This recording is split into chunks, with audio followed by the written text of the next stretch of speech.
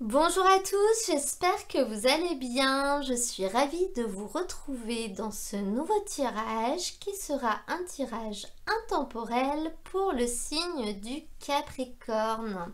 Alors, qu'est-ce qu'un tirage intemporel? C'est un tirage qui n'a pas de limite de temps, ce qui veut dire que c'est au moment où vous verrez ce message, où il vous parlera, où il vous interpellera, qu'il faudra l'écouter parce que c'est très certainement à ce moment-là qu'il aura quelque chose à vous apporter, que ce soit aujourd'hui, demain, dans une semaine ou dans un mois. Donc moi je ne connais pas encore ce message, mais je vais vous l'indiquer dans la description de la vidéo pour que vous puissiez le voir et donc savoir tout de suite s'il vous attire ou s'il vous intéresse ou pas du tout. Je vais commencer par tirer toutes les cartes et je vous retrouve tout de suite après pour découvrir le message.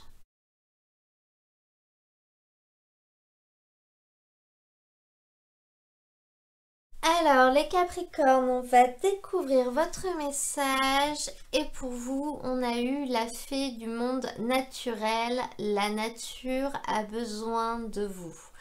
Donc là, ce message, il peut vraiment avoir plusieurs portées. La première, c'est qu'il peut être là pour vous dire si vous avez des plantes à l'intérieur ou à l'extérieur de chez vous. Il peut être là pour vous dire qu'il y en a une qui va pas très bien. Donc si vous pouviez prendre quelques minutes pour aller voir que tout le monde se porte bien, que personne n'a besoin d'eau, que personne n'a de parasites, etc. C'est le moment de le faire. Peut-être que vous aviez une plante que vous deviez rempoter et puis vous le remettiez toujours au lendemain. Là, on vous dit que là, il faut y aller parce qu'elle n'est pas très bien. Elle peut avoir également une portée un petit peu plus large, c'est-à-dire qu'elle peut vous inviter à peut-être, si vous avez du temps libre, faire une activité en lien avec la nature et avec les végétaux. Ce sera bénéfique et pour vous et pour eux. C'est une carte qui nous parle quand même plus ou moins de bénévolat entre guillemets. Donc si vous avez une certaine affection pour ça, mais appétence même, c'est le mot que je voulais prononcer, tant mieux. Si vous n'en avez pas, vous avez quand même d'autres solutions. Il n'y a pas que le jardinage, l'horticulture, des choses comme ça. On peut vraiment vous parler de vous mettre à contribution pour aider la nature. Donc on ne vous demande pas de vous lancer non plus dans de grandes causes. Chacun fait ce qu'il peut avec ses possibilités.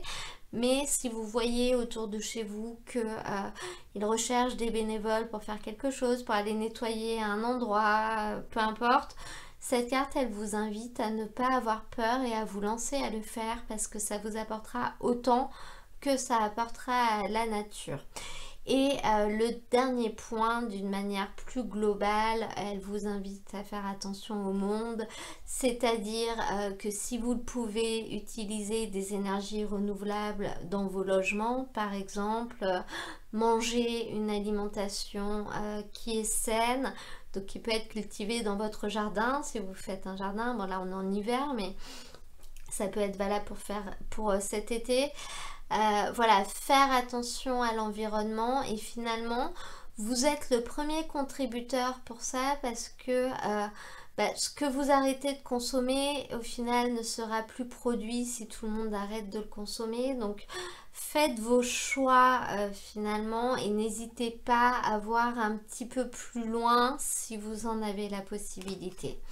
Au niveau de l'énergie qui accompagne cette carte, on a la carte de la sagesse. Bon, cette carte, elle vous indique quand même que vous avez conscience des choses. Je pense que vous savez quels sont vos points forts et quels sont vos points faibles concernant cette question. Vous n'aurez pas de mal à peut-être à trouver la plante ou le végétaux qui est en détresse chez vous et vous vous en occuperez. On voit avec cette carte quand même une certaine bonne foi de votre part. On sent que vous avez conscience de ce qu'il faudrait que vous fassiez en plus de ce que vous avez la possibilité de faire en plus et que vous ne faites pas. On voit quand même avec le tirage du tarot que c'est pas si facile que ça à mettre en place malgré le fait que vous avez conscience des choses.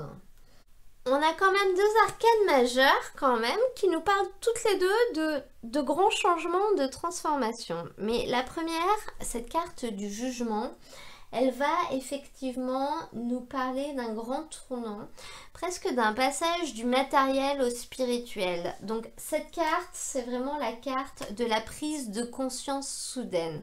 Donc peut-être qu'il s'est passé quelque chose dans votre vie qui vous a fait prendre conscience qu'il fallait que vous fassiez plus attention ou qu'il fallait que vous deveniez contributeur des choses et que vous agissiez.